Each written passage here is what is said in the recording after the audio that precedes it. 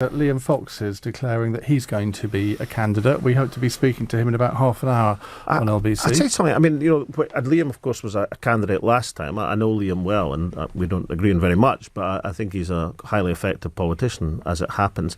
I'm actually wondering, I would have, my view is that I find David Davis a very impressive Conservative politician. We're going to be talking to him after 5 as well, but he's come out for Boris. Well, as David, who was with us last Thursday in the election show, for life of me, I don't understand why somebody like him doesn't gather the level of support to be a real contender, because, unlike Boris, who he is supporting, David's somebody who does his homework, he knows what he's talking about, and regardless of his views, somebody, when David speaks on an issue, he's absolutely he's across that. Just before I let you go, because we're going over our time, what on earth is Nicola Sturgeon doing in Brussels today? Just showboating. She has no locus to negotiate anything with the European Union, does she? Yes, she's meeting both President Schulz and President Juncker, two of the five presidents. Tusk refused to see her.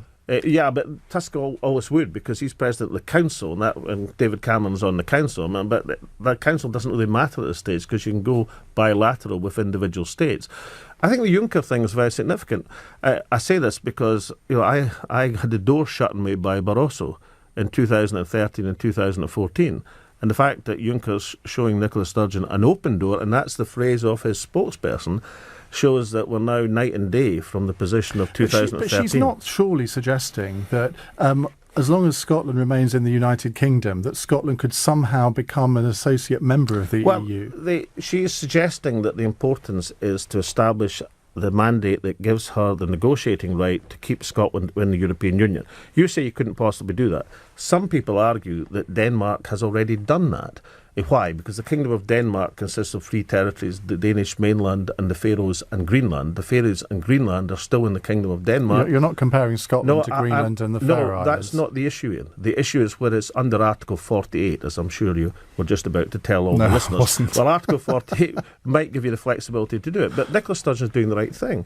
She's scoping out and saying, what does it take to establish and maintain Scotland's position within the European Union that people in Scotland voted for? Now, if the end result of that is the only way you can do it is by Scotland becoming an independent country, that's when you're in the territory of a new independence referendum. Well, Alex, we are going to see you next Wednesday on College Green, when we'll be reporting on the Chilcot report. So, College Green is a mud bath at the present moment. Glaston College Green, we call it. Alex, thank you very much indeed. We'll continue taking your calls in a moment. Particularly want to hear from you about Scotland and indeed its future within the EU or not. This is LBC, it's 4:35. Simon Conway has the headlines.